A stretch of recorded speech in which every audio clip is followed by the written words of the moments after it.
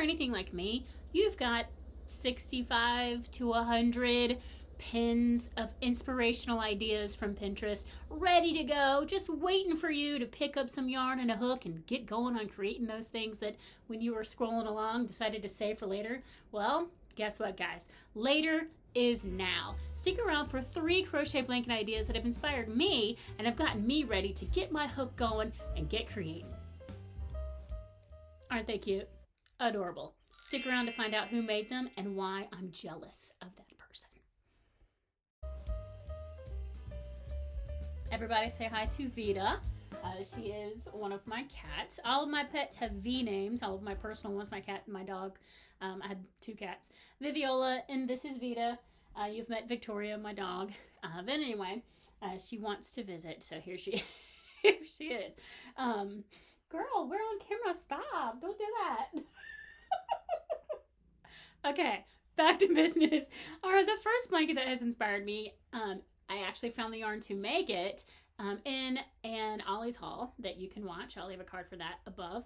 This Caron Jumbo yarn is the perfect yarn to try to do a planned pulling. Now this one back here is a planned pulling using Red Heart stripes. This is the neon stripes, and it creates this square pattern. This kind of variegated yarn creates the argyle pattern, like the fancy socks, you know. And I have been dying to give this a try. Like even just holding this, I want to just pull this out and start looking at the links of the colorway and like figuring out the stitches I need to use. So I probably tonight, even though I have something on my hook already, am going to look up the tutorial that I found a while ago explaining how to do the argyle stitch, and I'm probably gonna get started on this tonight.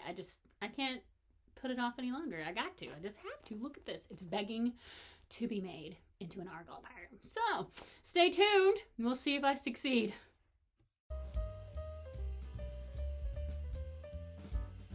The next pattern that is totally inspiring to me is called the Sholach Christmas trees. It is a mosaic pattern that you use a cream colored, like this, at least in the way they did it, cream colored with a variegated greens yarn to create the contrast. And I have just been thinking about the Red Heart green apple ombre yarn and how beautiful that would look with this cream in this Christmas tree pattern. Okay, bye Vita. See you. Okay, sorry. In the Christmas tree pattern, I love the way those greens look as it changes and fades throughout the mosaic pattern. And I just feel like it's super cozy and super just almost, I mean, Christmassy, Christmas time. It's my favorite time of year, fall and winter.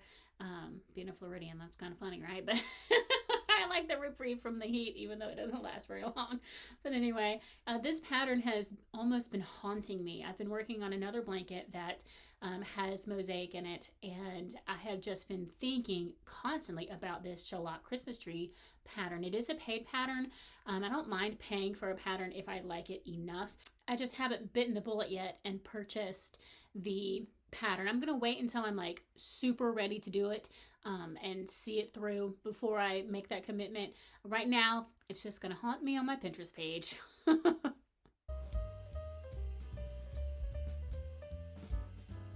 Okay, guys, so as some of you might have guessed, these are memory bears that my sister had made for me, and she's made a couple for other family members.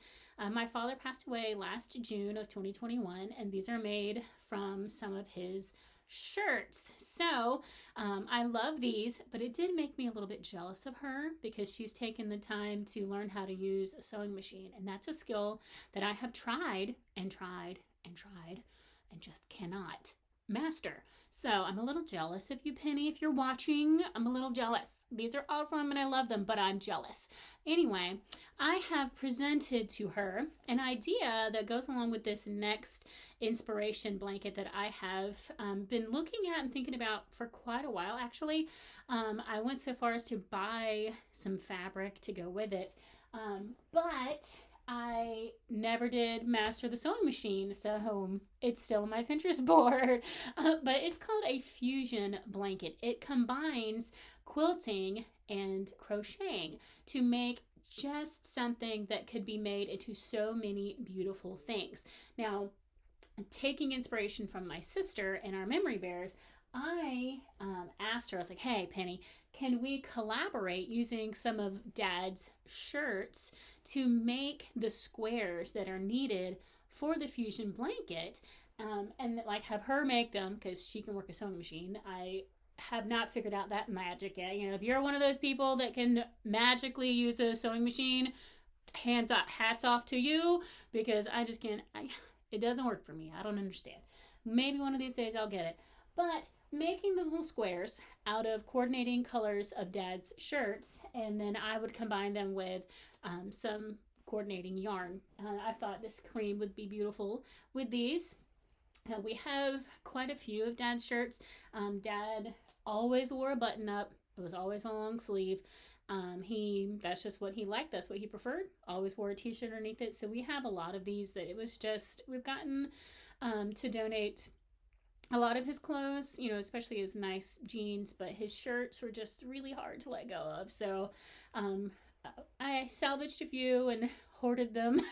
So now I'm trying to figure out a way to honor my dad, and I do wear some of them every now and then, like over a dress or over some overalls, but some of these are just nicer dress shirts that it would be really nice to make a fusion blanket out of these clothes that are so special to us, and be able to give one to my mom, and you know, maybe my sister have one. She's getting a new house. Congratulations. So it'd be really nice to make her one of those blankets to put on display in her home. That would be really great for me to practice, because I am scared to death to cut any of the shirts, because you know, they cannot be replaced, and once they're cut, you can't uncut. And so I actually have these fabric squares that I purchased a long time ago when I first started thinking about doing a fusion blanket, and then I failed at working a sewing machine, so I quickly put it to the side for later. But these are just squares that are pre-made, pre-cut, pre-coordinated, that I got at Walmart. I just got these at Walmart. I know they still have them. They don't necessarily have these same patterns, because I'm telling you, it has been like 10 years ago that I purchased these. But they do have some really pretty ones that are in sale now. But I thought about, you know, taking these and making some, you know, front and back squares, and again, joining them with a coordinating yarn. Like, look how cute that is. That'd be so pretty. So I have some fabric to practice. Maybe my sister can give me a lesson on her sewing machine.